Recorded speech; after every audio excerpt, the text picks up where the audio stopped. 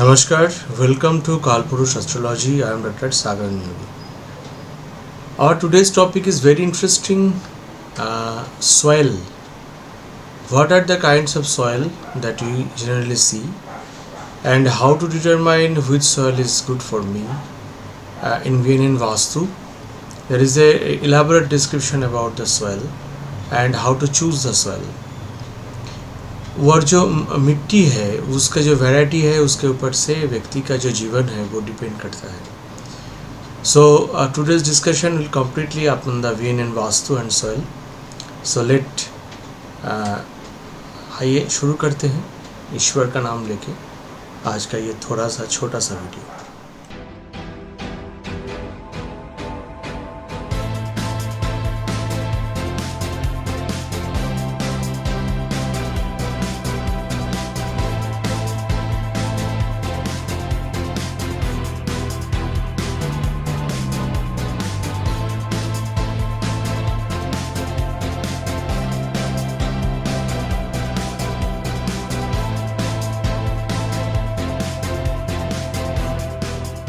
देखिए, वीडियो शुरू करने से पहले मैं एक अपकमिंग कोर्स के बारे में दो चार बातें कहना चाहता हूँ. जो अपकमिंग एक कोर्स मेरा आ रहा है वो है फिंगरप्रिंट एस्ट्रोलॉजी एंड पम से बार्ट चार्ट को रेडी करना और उसके साथ काश्यप वगैरह का डिटेल्स एंड अदर्स. ये सब कंबाइंड कोर्स है. ये मास्टर्स 2 मैं इस कोर्स को बोलता हूँ. इस कोर्स में प्रैक्टिकल एंड जूम दोनों क्लासेस होंगे. इसका कोर्स भी है 40,000 रुपीज़. लेकिन इस कोर्स को करने के लिए आपको सबसे पहले जो कॉम्प्रिहेंसिव कोर्स है उसको करना है. एक बार चार्ट से 500 प्रेडिक्शन आपको करना है. जो स्टूडेंट ये कर सकते हैं उन्हीं को मैं जो मास्टर्स कोर्स है उसमें मैं बोलता हूँ कि आप आइए. क्यों नहीं तो आप अगर मतलब किसी स्टूडेंट को अगर बेसिक्स जस्ट आता है वो 50-60 से ज़्यादा प्रेडिक्शन एक चार्ट से नहीं कर पाते, उनके लिए उस कोर्स में आने में उतना वो इंटरेस्ट मज़ा उनको नहीं लगेगा. तो पहले आपको कॉम्प्रिहेंसिव कोर्स करना होगा. फिर और कुछ क्राइटेरिया है जो मैं देख लेता हूँ एज ए स्टूडेंट, जिनको मैं ये सीक्रेट कम्प्लीटली सीक्रेट नॉलेज मैं दूंगा वो कैसे हैं. तो फिर मैं उनको चुनता हूँ और वो भी मुझको चुनते हैं. फिर ये मास्टर्स 2 कोर्स में वो आ सकते हैं. दिसंबर के 8 से शुरू हो रहा है. अगर आप अभी तक कॉम्प्रिहेंसिव कोर्स में नहीं हैं तो वो इस कोर्स में आप आके पहले एक अपना बेस बनाइए. अगर आप एकदम एस्ट्रोलॉजी करना चाहते हैं प्रोफेशनली और आपका ये इच्छा है, और गुरुजी का तो कहना था कि इंसान का नसीब हो तो ही वो एस्ट्रोलॉजी सीख सकता है. तो मेरे ख्याल से जिनके लिए ये इंफॉर्मेशन लगेगा मैं उन्हीं को देना चाहता हूँ. हालांकि मेरे इस चैनल में जितने सब्सक्राइबर हैं या जितने लोग देखते हैं सभी के लिए नहीं, खास करके जो इंटेंट रखते हैं कि मैं फिंगरप्रिंट सीखूंगा मुझको फ़ोन करते हैं, उनको मैं थोड़ा क्लियर करने के लिए इस वीडियो का मैंने सहारा लिया. तो आइए ईश्वर का नाम लेके आज की वीडियो को शुरू करते हैं. फिर अब सॉइल कितना वैरायटी होता है. सबसे पहले तो एक सॉइल होता है जो वाइट कलर का है या तो लाइट येलो कलर का है. और देखिए, गुरुजी की किताब में लिखा है, इफ़ द प्लॉट और द लैंड और द प्लेस और the premises is combined with sweet ghee and sandalwood such emanates pleasing scent, it helps to promote for the divine and philosophical thoughts, knowledge and wisdom, and perseverance in deeds, and always thinking of good of others, and in such a noble and good ways the progress of life is spent. Therefore can be understood that such a nature of soil offers only such good qualities for a noble life. इसका तात्पर्य सीधा सीधा है कि अगर आपका जो soil है वो वाइट और लाइट येलो कलर का है तो वो जो सॉइल है वो बहुत अच्छा है. वहाँ पर जो व्यक्ति रहते हैं उनका सोच, उनके विचार, उनका जो जीवन धारा है वो दूसरों के अच्छाई के लिए है. और वहाँ पर आपको ज़रूर आपका घर बनाना चाहिए ताकि आप भी वहाँ पर बहुत अच्छी तरह से जीवन को व्यतीत कर सकें. Next is reddish or red soil. Here the soil is red or slightly reddish, and the people who live there are adamant and stubborn, crazy minded people, but somehow intelligent people, are able persons and very powerful persons, and equally less patient, and such persons may come forward to help and become even self-sacrificing people. These are some of the peculiar minded people that can be seen in such areas, who have a mixture of both good and unbecoming qualities. This kind of soil is due to the nature and its own smelling nature, offers plenty of chilies, pepper, salt, and the people who smell such things, who have like who have liking for such tastes, will come forward to build their house in such a nature of soil, and naturally these people are brave and even warriors. इसका मतलब साफ साफ है कि red colour के soil में जो लोग बसते हैं वो लोग थोड़ा इगोइस्टिक होते हैं, सेंटिमेंटल होते हैं, लेकिन वो लोग बहुत बड़े योद्धा होते हैं। वो लड़ाई करते हैं, वो जीवन में संघर्ष करते हैं, और संघर्ष करके ही जीवन का वो जय करते हैं। ये लोग बहुत अच्छे होते हैं, लेकिन इनमें संघर्ष का एक बड़ा महत्व होता है, और ये लोग थोड़ा एडमेंट, थोड़ा स्टबर्न टाइप के लोग हो सकते हैं।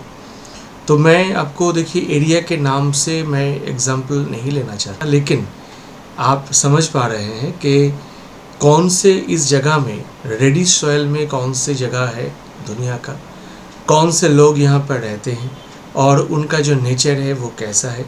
बिल्कुल आप इस जो गुरुजी के ये जो वर्णन है, इससे आपको मिलता हुआ दिखेगा।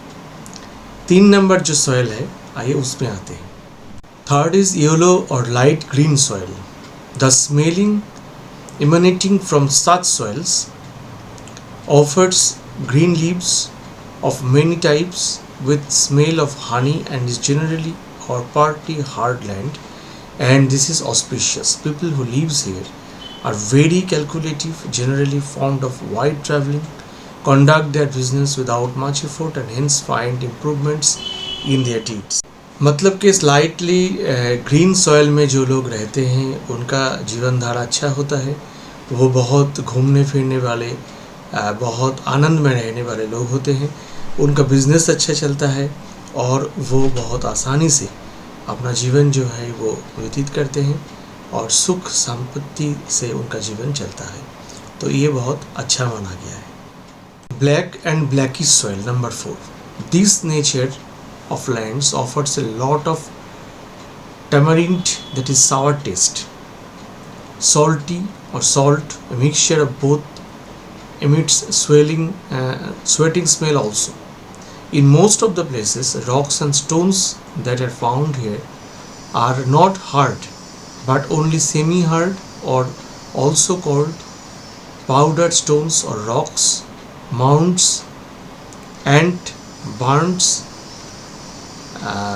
People who happen to live in such places are generally hard workers, and they come up life only through hard work. The peculiar thing is that it is only out of the hard work of such people that others are mostly benefited. The hardworking people continue to remain with their hard work throughout their life. मतलब black colour के soil में जो लोग रहते हैं वो लोग hard working होते हैं, और वो दूसरों के लिए काम करते हैं। ठीक है, वो दूसरे के लिए काम करते हैं, उनके जीवन हार्ड वर्क में जाता है, और उनका श्रम से कुछ लोग जो है वो बेनिफिटेड होते हैं। तो this is the blackish coloured soil. आप समझ सकते हैं इंडिया में भी कहाँ पर ब्लैकिश कलर का सॉइल है, और इंडिया के बाहर कहाँ कहाँ ये सॉइल ज़्यादा देखा जाता है, और वहाँ के जो लोग होते हैं वो किस तरह का होते हैं। उनका जीवन जो है वो बहुत टफ होते हैं, वो फिज़िकल वर्क एक्टिविटी से अपना जो है वो इनकम जो है वो करते हैं। Number 5 is mixture of white and red soil. This is considered a very auspicious one.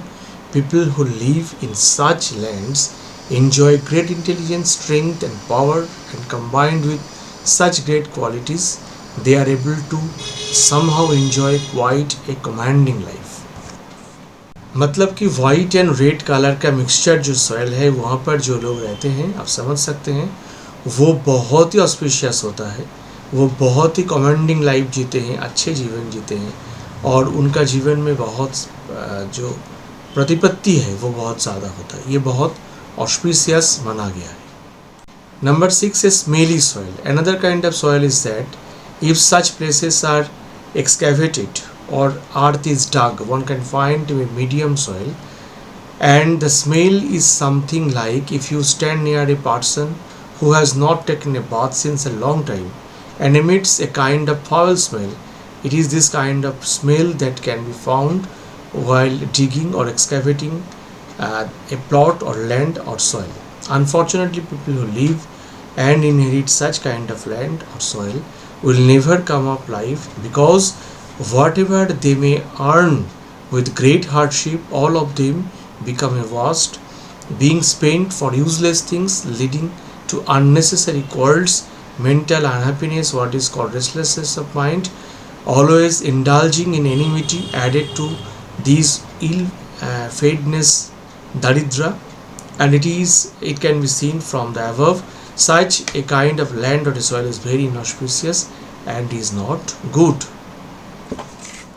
तो तात्पर्य क्लियर है कि जो स्मेली सॉइल जो में जो रहते हैं, जिसमें थोड़ा दुर्गंध आता है, वो जो सॉइल है वहाँ पर आपको आपका मकान घर नहीं बनाना चाहिए, क्योंकि वो हार्डवर्किंग आपको बहुत ज़्यादा बनाएगा. वो तो अच्छा है, लेकिन हार्डवर्क के बाद भी जो धन आप इकट्ठे करेंगे वो यूज़लेस वे में वो खर्च हो जाएगा, वो चला जाएगा, और आपको जीवन भर संघर्ष करना पड़ेगा. तो इसलिए इस तरह के सॉइल में आप ना रहे तो ही अच्छा है. Number 7, soil in the forms of layers. If the soil is in the form of layer and hard to some extent, slightly harder than the mixed varieties, and in such places people who are charitable with wisdom will be of helping nature. Their only object in life is somehow to lead a life, and somehow they are world managers and try to live with the main basic things.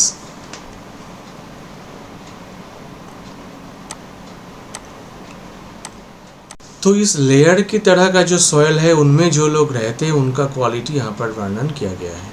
ठीक है, तो ये भी बहुत बहुत auspicious तो हम इसको नहीं मान सकते. Number 8 is soil and subsoil water. If the surface of the land or the plot in which the house is to be constructed contains underground water resources, for example, if there is a tank bed or area previously which is now closed, or if there is a marshy land, and if there is any underground slippages, in such places water will suddenly appear or ooze out containing much of watery elements.